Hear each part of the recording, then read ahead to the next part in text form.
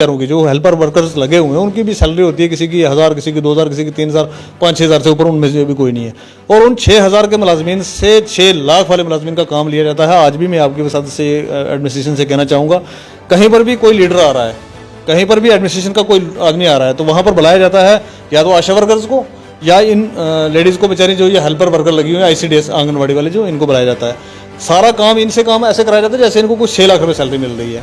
मेरे पास बहुत सारे कंप्लेंट्स इस तरीके से आए कि सर देखिए हमारे पास 3000 हमें मिल रहा है, हेल्पर से बेचारी तो 3-3 हज़ार रुपये उनको महीने का मिलता है। तो 3000 में वो बच्चों को उधर रह के फीड कराएं, बच्चों को संभालें, उस सेंटर को चलाएं, या 3000 में वो बार बार ऑफिस के चक्कर काटें।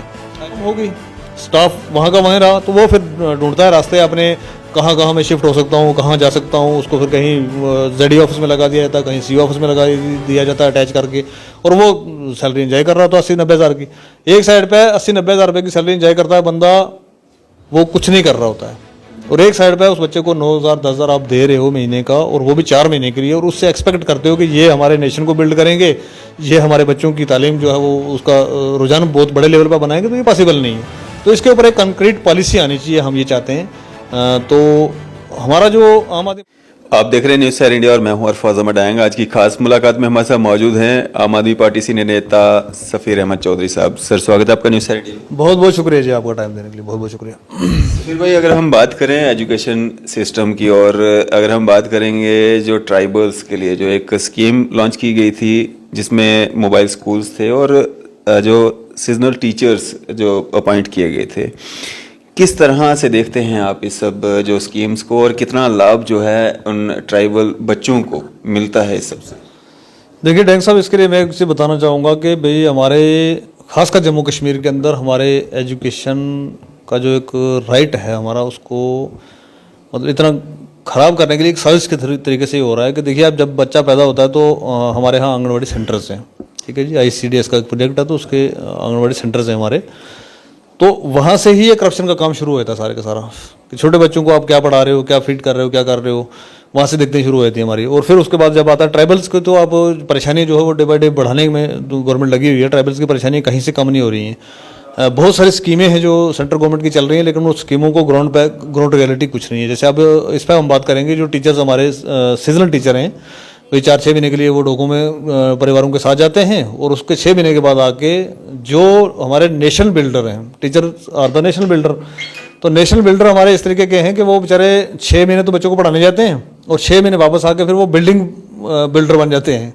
आके तो वापसी उनको लेबर का काम करना पड़ता है, वो करना पड़ता है, तो आप दिहाड़ियाँ लगाते हैं। तो आप समझ सकते हैं कि उस आदमी की थॉट प्रोसेस, उसकी सोच, उस टीचर की सोच क्या रहेगी कि भाई वो क्या बच्चों को पढ़ाएगा जो 6 महीने तक जाएगा वहाँ पर, और वो 6 महीने की भी सैलरी भी 2-2 साल वेट करनी पड़ती है। और इसके अंदर करप्शन का एक इतना बड़ा अड्डा बन चुका हो कि उसको 6 महीने की सैलरी निकालने के लिए भी ZD ऑफिस में जाके कितने चक्कर काटने पड़ते हैं, क्लर्कों को पैसे खिलाने पड़ते हैं। वो सारा करने के बाद से उसको बेचारे को जो 8-9 हज़ार रुपये सैलरी मिलती है, वो भी जाके निकालने के लिए बहुत परेशानी देखनी पड़ती है। उसके पीछे कारण यह है कि इनकी एक कंक्रीट पॉलिसी नहीं है। कोई भी गवर्नमेंट जब अपॉइंटमेंट करती है किसी भी डिपार्टमेंट के अंदर, तो उसकी एक कंक्रीट पॉलिसी होनी चाहिए, जो कि हमारे बहुत सारे डिपार्टमेंट्स के अंदर नहीं है। तो एजुकेशन डिपार्टमेंट का तो इतना बेड़ा घर किया हुआ है कि इसका पूछो मत। अड्डे बना रखे हैं, ZD ऑफिस अड्डा बना रखा है, CO ऑफिस अड्डा बना रखा है करप्शन का।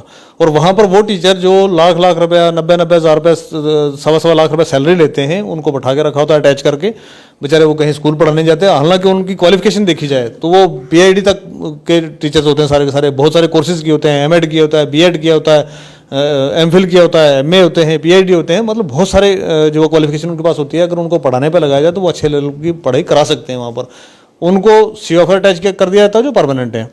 जो बेचारे ये बच्चे कह सकता हूँ मैं इनको कि जो ये लगभग हमारे जम्मू कश्मीर स्टेट के अंदर आप लेके चलिए कि 4,000 से 5,000 के बीच में मतलब इनकी फिगर है, जो ये सीजनल टीचर जो परिवारों के साथ जाते हैं, तो ये 4 महीने की सैलरी इनको दी जाती है, पूरे साल में से 4 महीने की सैलरी, क्योंकि महीना तो शिफ्ट होने में लग जाता है परिवारों को, महीना फिर वापसी जब शिफ्ट होते हैं वो तो 1-2 महीने ऐसे निकल जाते हैं। अब ये 4 महीने वो वहाँ पर जाके क्या पढ़ाएंगे, कैसे करेंगे, इनको तो अगली सोच रहती है कि अगले 8 महीने मुझे क्या करना है। तो 4 महीने एक वो जो सेटअप बनता है सोसाइटी के अंदर, एक टीचर का जो एक रुतबा बनता है, टीचर की जो एक इज्जत बनती है सोसाइटी के अंदर, तो उसके लिए मुश्किलें ये खड़ी होती हैं कि वो 4 महीने के बाद जब वापस आता तो वो बेचारा लेबर का काम करने से भी हिचकिचाता, फिर वो कर नहीं पाता और हो नहीं सकता है, क्योंकि आदमी का मेंटल सेटअप उस लेवल का होता है। तो मेरी आपकी वजह से हमारे जम्मू कश्मीर एडमिनिस्ट्रेशन को मैं ये कहना चाहूँगा कि भाई ये इन बच्चों को परमानेंट किया जाए, इनको एंगेज किया जाए इस तरीके से कि भी जिस स्कूल के अंदर के बच्चे जा रहे हैं, माइग्रेट कर रहे हैं, उनके साथ अगर टीचर जा रहा है तो वापसी पर वो आए तो वहाँ पर भी वो पढ़ाएं, इनको एडजस्ट किया जाए। और दूसरा मैं एक और चीज़ बताना चाहूँगा, जो हमारे पास काबिल तरीन टीचर ऑलरेडी परमानेंट टीचर लगे हुए हैं, मान के चलिए किसी स्कूल के अंदर 5-10 लोग हैं और 100 की उनकी 100 की लेके चलते हैं कि भाई 100 बच्चे उनके पास एक स्ट्रेंथ है, तो अगर उसमें से 50 बच्चे ट्राइबल के जो है शिफ्ट हो जाते हैं और उनके साथ सीजनल टीचर को भेजा जाता है, तो सीजनल टीचर की जगह उन टीचरों को क्यों ना भेजा जाए जिनकी सैलरी है 80-90 हज़ार रुपये सैलरी है, वापस आके भी बच्चों को पढ़ाना है उन्होंने, तो उन टीचरों को क्यों ना भेजा जाए। वो मेरे को ये समझ में नहीं आ रही है कि गवर्नमेंट जो चीज़ें सोचती है पता नहीं किस लेवल तक इनकी वो होती है, ये समझते हैं नहीं समझते हैं, ग्राउंड रियलिटी का कुछ पता होता नहीं है और ऐसे बना के तो भेज दिया होता है इन्होंने। एक आदमी 80-90 हज़ार रुपये सैलरी ले रहा है और वो अगर 4 महीने 6 महीने बच्चों को यहाँ पर पढ़ा रहा है गर्मियों के सीजन में, तो सर्दियों के सीजन में उसमें उसको वहाँ पर भी जाना चाहिए। तो वाइस वर्सा ये इस तरीके से होना चाहिए, जबकि उसकी जगह फिर नए टीचर को एंगेज किया जाता है और जो वो टीचर बच जाता है यहाँ पर, स्ट्रेंथ तो कम होगी, स्टाफ वहाँ का वहीं रहा, तो वो फिर ढूंढता है रास्ते अपने कहाँ मैं शिफ्ट हो सकता हूँ, कहाँ जा सकता हूँ, उसको फिर कहीं जेडी ऑफिस में लगा दिया जाता है, कहीं सी ऑफिस में लगा दिया जाता है अटैच करके, और वो सैलरी एंजॉय कर रहा था 80-90 हज़ार की। एक साइड पे 80-90 हज़ार रुपये की सैलरी एंजॉय करता है बंदा, वो कुछ नहीं कर रहा होता है, और एक साइड पे उस बच्चे को 9,000 10,000 आप दे रहे हो महीने का, और वो भी 4 महीने के लिए, और उससे एक्सपेक्ट करते हो कि ये हमारे नेशन को बिल्ड करेंगे, ये हमारे बच्चों की तालीम जो है वो उसका रुझान बहुत बड़े लेवल पर बनाएंगे, तो ये पॉसिबल नहीं है। तो इसके ऊपर एक कंक्रीट पॉलिसी आनी चाहिए, हम ये चाहते हैं। तो हमारा जो आम आदमी पार्टी का मुद्दा है वो बेसिकली, क्योंकि किसी भी कौम को, किसी भी रीजन को, किसी भी टेरिटरी को आगे बढ़ाना हो, किसी भी कंट्री को आगे बढ़ाना हो, तो एजुकेशन जो है वो सबसे ज़रूरी कंपोनेंट है इसके अंदर, क्योंकि एजुकेशन के बगैर कुछ किया नहीं जा सकता, और एजुकेशन का ही बेड़ा कर करके रखा है हमारे जम्मू कश्मीर के अंदर। दूसरा मैं बताऊंगा आपको कि ये तो होगी वो बच्चे ट्राइबल के जो मूव करते हैं। अब छोटे बच्चों के लिए जैसे आंगनबाड़ी सेंटर्स हैं भाई, उनको थोड़ा बहुत सिखाया जाता है, उनको फीडिंग के लिए मटेरियल आता है, वो मटेरियल जो है ग्राउंड लेवल पे पहुंचता नहीं लोगों के पास, उसके लिए गवर्नमेंट कोई वो कर नहीं रही है। और ऊपर से एक मज़ेदार बात सुनिए कि आप उनकी भी बेचारों की जो हेल्पर वर्कर्स लगे हुए हैं उनकी भी सैलरी होती है, किसी की 1,000, किसी की 2,000, किसी की 3,000, 5-6 हज़ार से ऊपर उनमें से भी कोई नहीं है। और उन 6 हज़ार के मुलाजमीन से 6 लाख वाले मुलाजमीन का काम लिया जाता है। आज भी मैं आपके साथ से एडमिनिस्ट्रेशन से कहना चाहूँगा, कहीं पर भी कोई लीडर आ रहा है, कहीं पर भी एडमिनिस्ट्रेशन का कोई आदमी आ रहा है, तो वहाँ पर बुलाया जाता है या तो आशा वर्कर्स को या इन लेडीज़ को, बेचारी जो ये हेल्पर वर्कर लगी हुई है ICDS आंगनबाड़ी वाले, जो इनको बुलाया जाता है। सारा काम इनसे काम ऐसे कराया जाता है जैसे इनको कुछ 6 लाख रुपये सैलरी मिल रही है। मेरे पास बहुत सारी कंप्लेंट्स इस तरीके से आए कि सर देखिए हमारे पास 3,000 हमें मिल रहा है, हेल्पर से बेचारी तो 3-3 हज़ार रुपये उनको महीने का मिलता है, तो 3,000 में वो बच्चों को उधर रह के फीड कराएं, बच्चों को संभालें, उस सेंटर को चलाएं, या 3,000 में वो बार बार ऑफिस के चक्कर काटें। ICDS के जहाँ पर भी मतलब डिस्ट्रिक्ट हेडक्वार्टर पर, तहसील हेडक्वार्टर, जो भी इनके ऑफिस हैं ICDS के जहाँ प्रोजेक्ट लगे हुए हैं, तो इनके वहाँ पर बुलाया जाता है इनको वीकली, हर हफ्ते आओ जी। हर हफ्ते का भी नॉर्मली लेके चलें, जो बंदा गांव से सेंटर छोड़ के वहाँ जाके आएगा तो 400-500 रुपये तो नॉर्मली खर्चा है उसका। 4 मीटिंगें अपने महीने में ऐसी कर दें, 2,000 उसका खर्चा दिया, फालतू भाई मीटिंग चल रही है, फलाना आया हुआ, फलाना आया हुआ, फलाना आया हुआ आज, और उसकी मीटिंगें करवाते रहते हैं, और उन मीटिंगों से कुछ निकलना होता नहीं है, ना कोई कंक्रीट उसमें को बन के आता है। आप देखते हैं, आप मज़ेदार बात देखेंगे इसमें, जितने भी अभी सर्वे चल रहे हैं आंगनबाड़ी वर्कर्स को यूज़ किया जा रहा है। इसके बाद आगे इलेक्शन आ जाएंगे, इलेक्शन में ड्यूटियाँ उनकी लगेंगी बेचारियों की, सबकी।